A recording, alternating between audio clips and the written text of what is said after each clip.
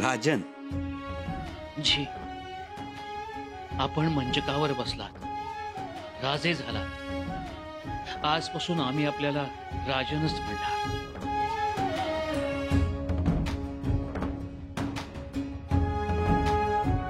बोला कविराज. राजन, धन्य आहे तुमचे.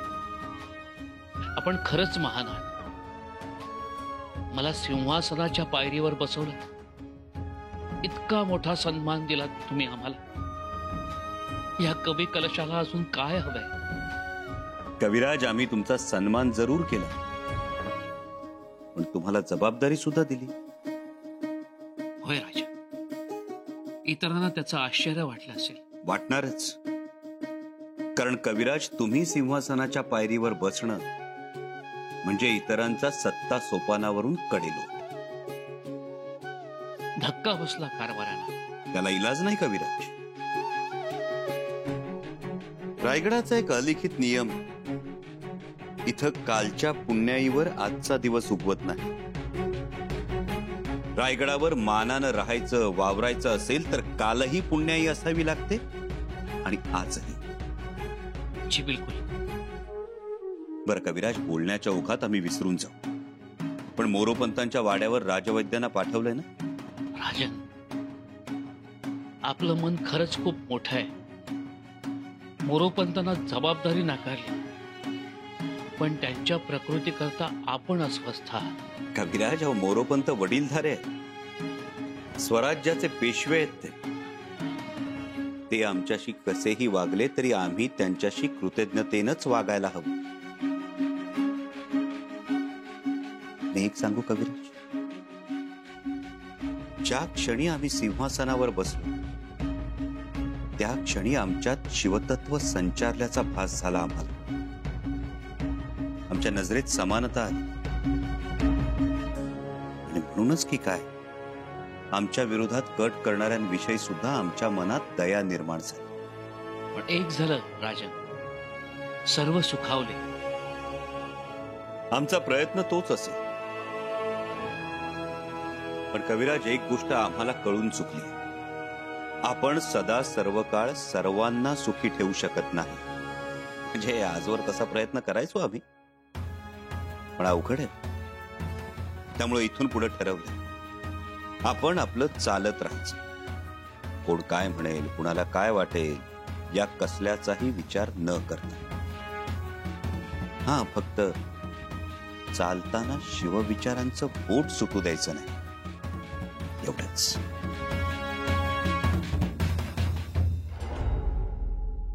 वहिनीसा, अहो अहो, खा खा, तोंड गोड करा. तुम्ही आमचं तोंड गोड केलं ना. अहो ताईसाहेब, काहीतरी वहिनीसा, दक्षिण सुब्याची जबाबदारी आमच्या स्वारींच्या खांद्यावर सोपवून तुम्ही जो विश्वास दाखवलात ना, वहिनीसा, कसं उतराय व्हावं आम्ही. हो पण ताईसाहेब, याबद्दल आम्ही राजांना काहीच बोललो नाही. पण आता तुम्हाला तो अधिकार आहे म्हटलं. तुम्ही आता स्वराज्याच्या राणी साहेब आहात. राणी साहेब आहोत, पण तरीही नवऱ्यानं विचारल्याशिवाय बायकोनं नवऱ्याला सल्ला देऊ नये असं म्हणतात. पण एक आम्हाला ठाऊक आहे, दादासाहेब तुमचा सल्ला घेतात ते. आणि इथंही तुम्ही दादासाहेबांना सल्ला दिलाय हे जाणतो आम्ही. सल्ला नाही ताईसाहेब, विश्वास ठेवला आम्ही त्यांच्यावर. शिवाय हरजीराजे दादांना जी जबाबदारी दिली आहे ती ते जावई आहेत म्हणून नाही. त्यांची मर्दुमगी, त्यांचं धाडस आणि स्वराज्य निष्ठा पाहून त्यांच्यावर दक्षिण सुभा सोपवला, हे लक्षात घ्या. अगदी खरं. पण ही गोष्ट आमच्या स्वारींच्या नाही ना लक्षात येत. काय झालं ताईसाहेब? नाराज झाले आमचे भाऊराय. गणोजी दादासाहेब नाराज आहेत?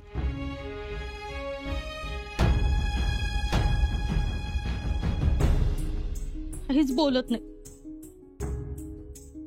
चिडले.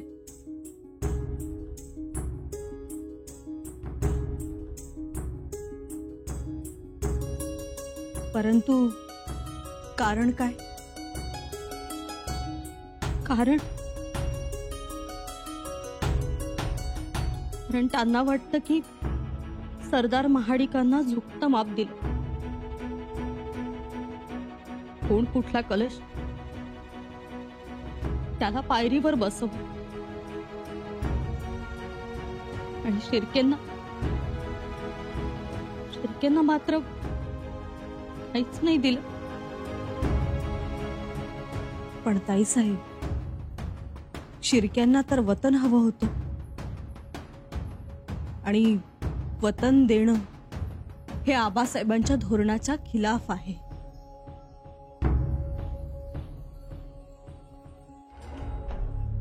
किती कबूल आहे, पण आमची मात्र दोन्ही बाजूनी कोंडी होते हो. एका बाजूला सासर आणि दुसऱ्या बाजूला माहेर. सासरचे म्हणतात तुम्ही शिवकन्या आहात, मागितलं की मिळेल, आणि इथं विषय काढला की मिळतो फक्त नकार. आणि पुढे येतात स्वराज्याची धोरणं. मला तर काहीच सुचत नाही हो. आम्हालाही काही सुचत नाही ताईसाहेब. ज्यांना आम्ही वतनाबद्दल नाही म्हणतोय ते आमचेच दादासाहेब आहेत, आमचे मोठे भाऊराया आहेत. पण आम्ही माहेराला नकार देतोय, तिथे सासरचा आब राखतोय. आमचीही घुसमट होते हो. कशाला घुसमट करून घ्यायची? जे आहे ते बसून बोलावं. आम्हालाही तेच वाटतंय. सगळ्यांनी बसावं, सगळ्यांनी बोलावं. वहिनीसा, काही करा पण ही कोंडी फोडा. फसवणूक म्हणजे फसवणूक, ती पण भर दरबारात सगळ्यांच्या साक्षीनं. काय फसवणूक केली? तुम्ही गुतलाता छत्र धरण्यात, म्हणून ध्यानात आलं नाही तुमच्या. अहो असं काय करताय गणूजीराव? हा अहो, आपल्या येसूचं मालक, आमचं जावई स्वराज्याचं धनी झालं. अहो केवढा मोठा आनंद. आनंद, त्यांच्या या आनंदापायी आमच्या वतनाचा विषय पाण्यात ढेकूळ विरघळावा तसा विरघळून टाकला तुमच्या जावयाने.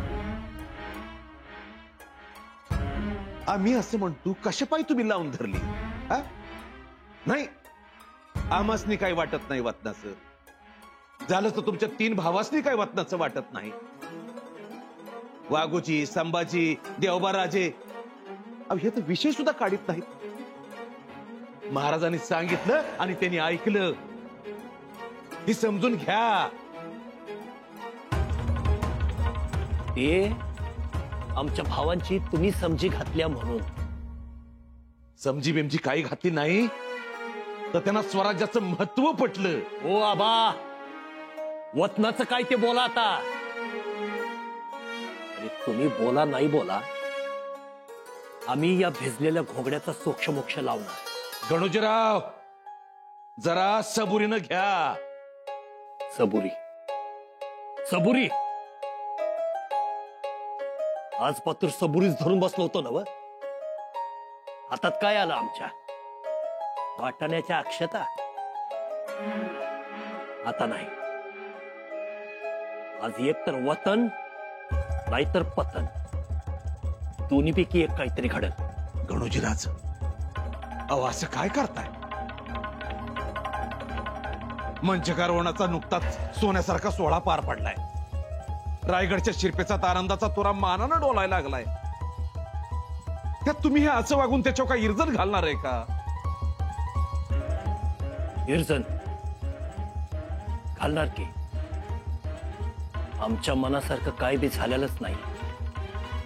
आता इर्जन घालणार आम्ही. मनासारखं काय बी नाही झालेलं. अव शिर्क्या घराण्याचा जावई स्वराज्याचा छत्रपती झाला. आमची लेक, तुमची बहीण स्वराज्याची महाराणी झाली. आणखी काय पाहिजे होतं आपल्याला? ते गादीवर बसले म्हणजे सगळं झालं. आपल्या जवळची माणसं राखून ठेवायला नकोत. अहो 16 झाला, पर किती माणसं दुखावली त्याला काही गंती? कोणी दुखावलेलं नाही. होय, जे दुखावलेले नसतील ते लाचार असतील. गणोजी राजे शिर्क्यासनी असल्या लाचारीच्या सवय नाहीत. आता आम्ही शंभूराजांच्याकडे जाणार. जे होईल ते होईल. गणोजी राज, आबा, जे हाय ते हाय, जे नाही ते नाही. गणोजी राज, गणोजी राज. लवकर बरे व्हा पंत. तुम्हाला असे अंथरुणावर पडलेलं बघवत नाही. आता आता काय करावं सोडणीस? बाबा, कविराज येत आहे. आलेच. आइये. ए बाबा, आई आई काय म्हणतोस? वैद्यराजांना मोरोपंतांचं घर माहित नाही का? हाँ हाँ पंत, लेकिन क्या है? क्या है हा? मंचकारोहणाला सिंहासनाच्या पायरीवर बसून तू जे जहर दिलेस ना, त्याचा हा परिणाम. अहो पंत काका, पायरीवर बसला नाहीस, पायरी सोडून वागलास. ही गेली 6 वर्ष दरबारातील सिंहासनाच्या पायरीवर रुबाबदारपणे बसण्याचा मान मोरोपंतांना. पण मंचकारोहणाला तू त्यांना बसूही दिलं नाहीस. त्यामुळेच त्यांनी हे अंतरून धरलंय. आपला काहीतरी गैरसमज होतोय. तसं काही नाहीये. राजवैद्य या. म्हणजे दरबारातला तू खा मेवा आणि इथे कर सेवा. कलुषा, तुला मी पक्का ओळखून आहे. पंत काका, हो जाऊ द्या ना. काय जाऊ द्या? कोण कुठला माणूस? ना तलवार चालवली, ना मुलकी कारभार केला. स्वराज्यातल्या 5 गावांची नावं तरी लक्षात आहेत का? 5 डोंगरांची, 5 नद्यांची नावं सांगता तरी येतील का? मग असा काय पराक्रम बघितला की त्याच्यासाठी मोरोपंतांसारख्या अधिकारी पुरुषाला डावललं? सांगा. आजी पंत, नका आता हे काढू. जे घडलं तेच बोलतोय. असा अपमानच करायचा होता तर कशाला कैदीतून मोकळं केलं? मरू द्यायचं होतं खितपत. पण नाही, दरबारात बोलून सर्वांदेखत न दिसणारी तलवार चालवायची. पंत, उपचार करू द्या. राजांनी पाठवलंय राजवैद्यांना. या वैद्यराज, या. बघा, चांगली मात्रा द्या. काय चांगली मात्रा द्या? मात्रा देतील वैद्यराज, पण हा कलुषा घरी जाऊन मंत्र मारेल. मंत्रापुढे मात्रा चालते का? अनाजी पंत, पुरे झाला हा द्वेष. आता बस करा हा गैरसमज आहे. अहो, युवराजांना कैद करायला आपण धावलो, तिथेच आपली पायरी विसरलो. पायरी गेली ती गेलीच. एवढं होऊनही शंभूराजांनी माझ्यासारख्या अपराधी माणसासाठी राजवैद्यांना पाठवलं. हा त्यांचा मोठेपणा झाला.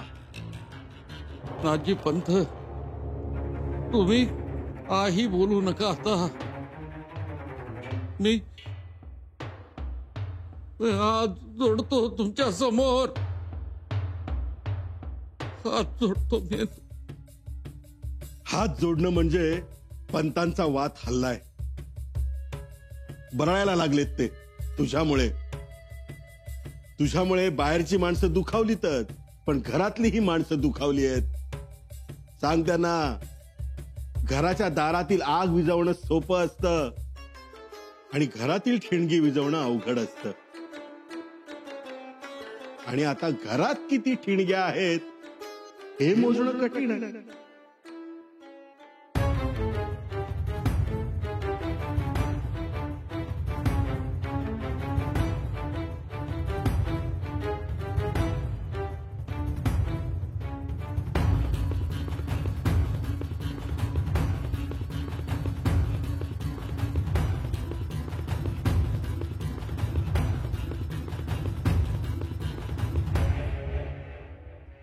काय बघताय?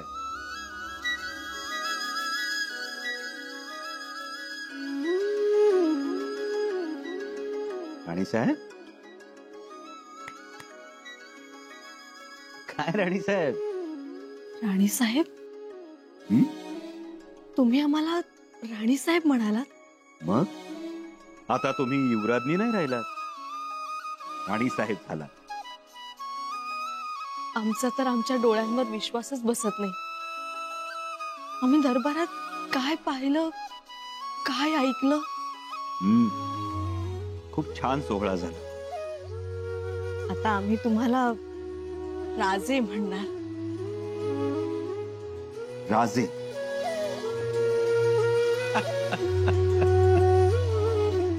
आणि तुम्ही अगदी साजरे दिसत होतात.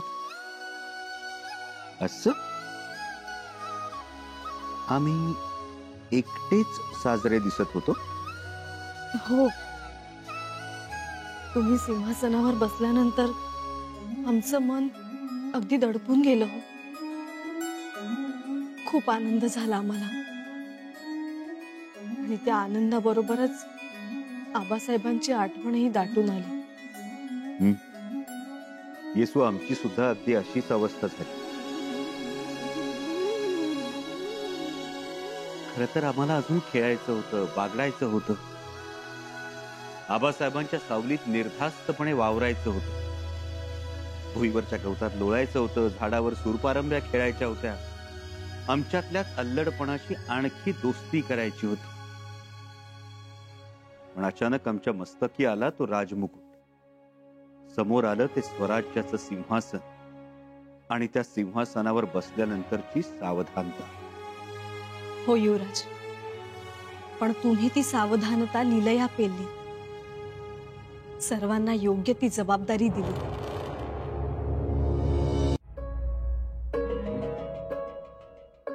तुम्ही खुश आहात ना? हो, आम्ही काय, सगळेच खुश झाले. अंबिकाराजे ताईसाहेब तर एवढ्या खुश झाल्या, हरकून गेल्यात हो अगदी. आणि राजकुमार बाई साहेब? त्याही खुश असते. नाही म्हटलं तरी शिर्क्यांना छत्र धरण्याचा मान मिळालाय. तुमचे बंधू भेटले आम्हाला. वाघोजीराव, संभाजीराव, देवजीराव मनमोकळं बोलत होते, भरभरून कौतुक करत होते आमचं. भेटले नाहीत ते फक्त गणोजी. गणोजी दादासाहेबही भेटतील. तापट आहेत थोडे, म्हणजे त्यांच्या मनासारखं नाही झालं की चिडतात, पण समजून सांगितलं की लगेच शांतही होतात. हो, त्यांच्या स्वभावाची कल्पना आहे आम्हाला. काढू त्यांची समजून. आम्हाला खात्री आहे गणोजीराव आमचा शब्द खाली पडू देणार नाही. आम्ही तुमचा सबूत खाली पडू द्यायचा नाही, आणि तुम्ही मात्र आमच्या शब्दाची कदर करायची नाही. तो कोणचा न्याव? या गणोजीराव या. असू दे. राजेसाहेब, तुम्ही राजे झाला, लई आनंद वाटला. वाटलं होतं आता आमच्या मनासारख्या काही गोष्टी होतील. नाही झाले हो. काय मनासारखं घडलं नाही गणोजीराव? आमच्या मागण्या त्या कुठं पूर्ण झाल्या? कुठल्या मागण्या? का राणी साहेबांनी कानावर घातल्या नाहीत का काय?